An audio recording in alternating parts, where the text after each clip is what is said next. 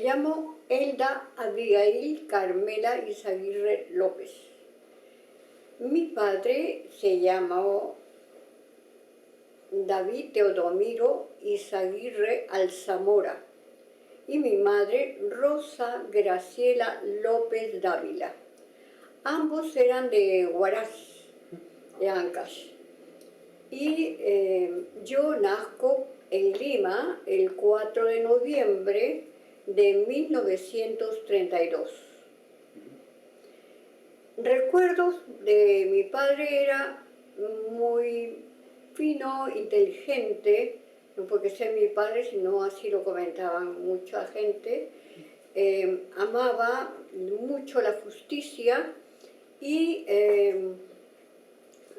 también hizo gala de ella porque fue abogado y cuando fue diputado hizo muchas cosas a favor de la educación en Huaraz. Mi madre era enfermera y de ella aprendí mucho lo que era el entregarse al servicio de los demás, porque yo en algunas ocasiones la acompañaba cuando ella iba a atender a las personas y a poner inyecciones, incluso en algunos lugares populares, ¿no? Y así pude también constatar muchas cosas que de otra manera no las hubiera podido ver, ¿no? Luego, nosotros en aquel momento estuvimos viviendo en la calle Iquitos, en la cuadra 9, una antigua casona. En aquella época todavía había casas de ese tipo en la avenida Iquitos que era casi ya las finales de esa Lima famosa, que no llegaba ni siquiera a 1 millón de habitantes. La Plaza México, eso no existía. Y yo recuerdo haber ido a un colegio fiscal en primer año de primaria. No terminé ese año, o no sé cómo es que pasé al segundo, porque el colegio se cayó en el terremoto de 1940 y yo me salvé de morir en la caída de la pared, de una de las paredes, porque yo amaba mucho la literatura, leía muchísimo y estaba leyendo Las Mil y una Noches. Y recuerdo mucho que me apasionaba tanto a las historias que odiaba las matemáticas y teníamos cursos de aritmética, pues, ¿no? Entonces yo dije, no voy hoy día al colegio, quiero terminar de leer. Y fingí un dolor de estómago, que fue buenísimo, porque vino el terremoto y se cayó el colegio. Y luego recuerdo haber ido al jardín de la infancia que quedaba por la iglesia de Santa Teresita. Y era un jardín de la infancia que era una experiencia pedagógica de la señora Marcia de Bonifati. Íbamos allí y nos daban desayuno, aparte del que tú tomabas, y nos leían y nos cantaban y nos llevaban al Parque de la Reserva. El Parque de la Reserva era una belleza. Y ahí te enseñaban el amor a la naturaleza, pero porque estabas allí y te hablaban de ella, ¿no? Después estuve en el colegio Dalton y también pasé después a Miguel Grau. En el colegio Miguel Grau yo estuve con una beca que perdí porque estuve mezclada en aquella época, en el año 47 hubo una movida, podríamos decir, estudiantil. Lo que dicen ahora actualmente una movida, pero prácticamente había salido Bustamante y Rivero, había apoyado la ley de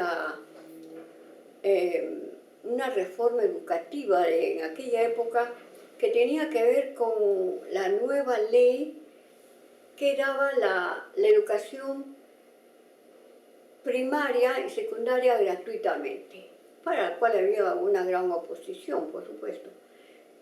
Y también en el Colegio Guadalupe había un gran descontento del estudiantado porque les daban muy mala comida, muy malos tratos, y entonces se levantan en una reacción contra el director porque lo quieren sacar.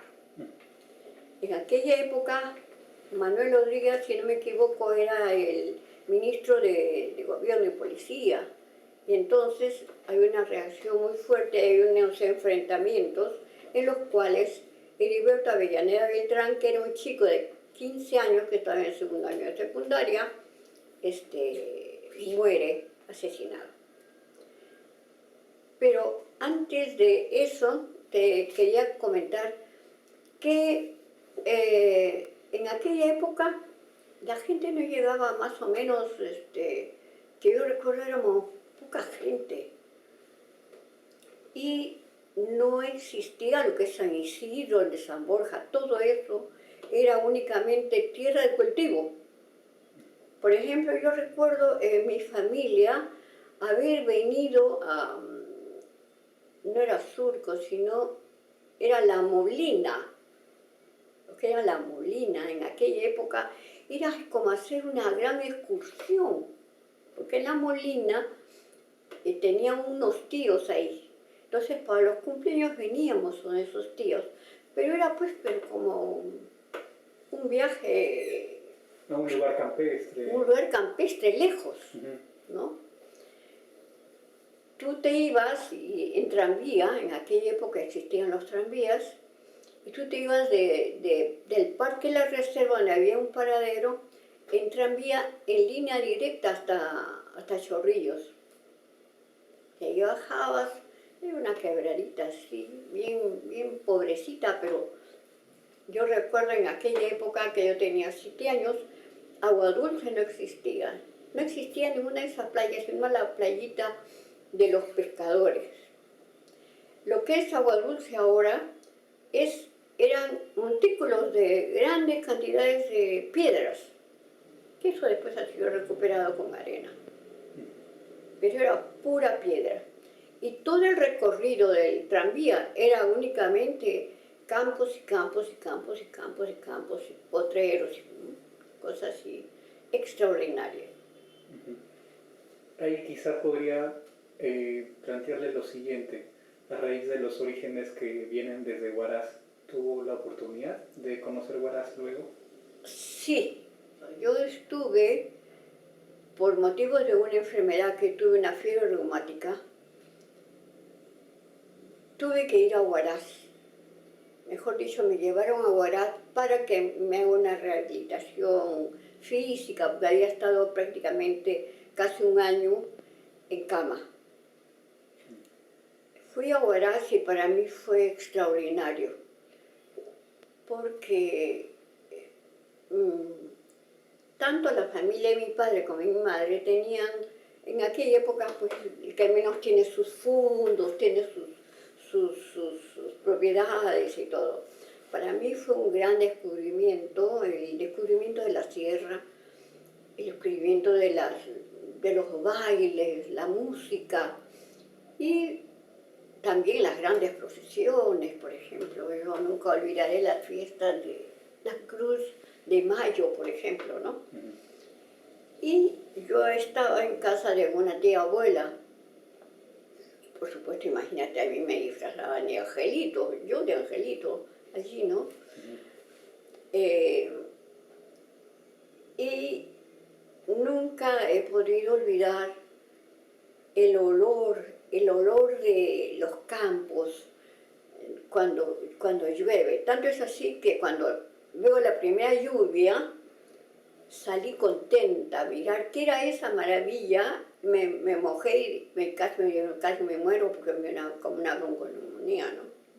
Te cuento que una de las cosas que mucha gente me ha dicho, si he vuelto a Huaraz, y yo no he querido volver a Huaraz, porque el Huaraz que yo conocí era un Huaraz lleno de tejas, era serrana prácticamente, ¿no? Y toda mi familia estaba ahí, tanto de padre, de madre, y era bellísimo, bellísimo, bellísimo como paisaje, como ciudad, ¿no? Todas las calles empedradas, en fin. Pero después que hubo el aluvión, que murió muchísima de mi familia, he visto las fotografías, he visto en qué se ha convertido, y yo no quiero volver, porque sufriría mucho. Claro. Es como, no es la ciudad que conocí, ¿no? Claro, el cambio, imagino, ha sido Cambio dramático, ¿no? totalmente, tanto por la familia que muere, mucha gente mía, y después también la ciudad también muere. Y es una ciudad postiza la que existe ahora, ¿no? Hago un retroceso. Yo te Sí. cuento que pierdo la beca en el colegio, porque estoy mezclada en un movimiento estudiantil. Este movimiento estudiantil, donde muere Heriberto Avellaneda, tiene como corolario que la policía lo lleva a la morgue. La madre estaba ausente, no había quien darle el cadáver, y lo querían pues enterrar a escondidas. Pero los sanmarquinos, como siempre, ¿no?, roban el cadáver de Heriberto y lo llevan a San Marcos. Yo estaba en aquel momento en el segundo de media, en el año 47, y era el mes de septiembre, y ya habíamos estado, todos los colegios secundarios apoyábamos el movimiento de Guadalupe. Tanto es así que todos los estudiantes, de hombres y mujeres de Lima y Callao, juntábamos dinerito y también comida, fruta, para llevarles a los muchachos, a los guadalupanos, porque estaban cercados por la policía. No sé cómo se les llevaba, pero se les entregaba estos alimentos. Bueno, se declara una huelga nacional de estudiantes y todo lo demás, y yo, que acostumbraba a ir a la Biblioteca Nacional, le digo a mi madre: sabes que el colegio lo van a pintar, o sea que no vamos a poder ir durante 3 o 4 días. Esa no era la verdad era otra, que estábamos en huelga. Y no podía decirle a mi madre que estábamos en huelga, porque imagínate, no en mi casa. Así que voy a ir únicamente, iba a la biblioteca, por supuesto, iba a la biblioteca. Y entonces me entero de la muerte de Heriberto, y entonces todos estábamos conmovidos, y yo me entero que San Marcos, que yo siempre pasaba por allí, la universidad donde mi padre, mi familia, mi tío habían estudiado ahí, digo, yo tengo que estar ahí.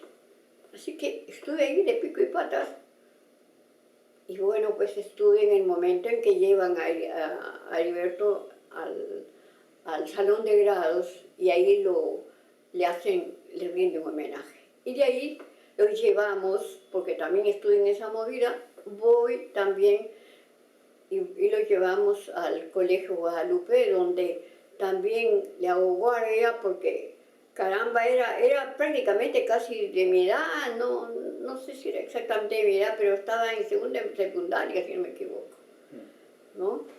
Cuando tú me hablabas de cómo era Lima en aquella época, también te puedo decir cómo era la gente en aquella época cuando estaba en el colegio. Yo estaba también en el Colegio Miguel Grau, internada. Era un colegio dirigido por monjas civiles. El colegio era Miguel Grau, pero en aquella época era un colegio particular dirigido por Nelly Festini de Ramos Ocampo, una gran educadora. Después este colegio se transforma en una gran unidad escolar. Pero en aquella época era sumamente un gran tinte religioso, y además había el fantasma aquel de que no podías tener determinadas lecturas, ¿no?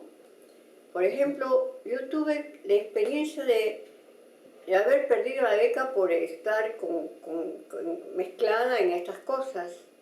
Y segundo también porque mi familia era aprista, ¿no? Mi tío había fundado el partido aprista, yo no lo era, la familia y mi madre en parte sí, pero yo no me sentía aprista, pues no. Pero me gustaba mucho la literatura rusa. Y alguien me presta un libro de Mayakovsky. Cuando me descubren el libro de Mayakovsky, me quieren expulsar del colegio por lecturas prohibidas, porque nada de lo que era ruso podía ser leído en aquella época, ¿no? Y también vamos a algo muy, muy especial que se dio.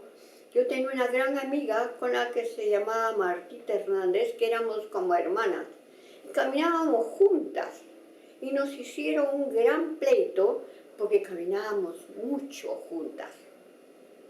Nosotros no teníamos ni idea de lo que podría ser un componente que te digo, de lesbianismo, pero ya aquí estas monjitas nos prácticamente separaron nuestra amistad, porque lo veían tan peligroso porque éramos como hermanas, ¿no?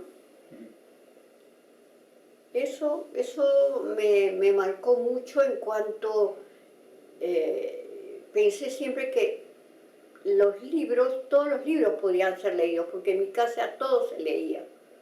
Si algo no se entendía, se preguntaba, ¿no? Como en la biblioteca, por ejemplo. En la biblioteca yo fui algunas veces y en aquella época, ya cuando era adolescente, a tus padres en aquella época, no les podías preguntar asuntos sexuales ni preocupaciones de ese tipo, porque primeramente que eso era tabú, no se podía hablar de esas cosas. Y fui a la Biblioteca Nacional y pregunté, hice una lista de todas las cosas que yo quería saber y no me querían dar los libros. Entonces, pero, oiga, en mi casa no me dicen nada, no me quiere decir nada. La biblioteca es para saber. Ya, yo no saco los libros, pero si usted me dice todo lo que yo quiero saber, no saco los libros. Entonces me dieron los libros, ¿no?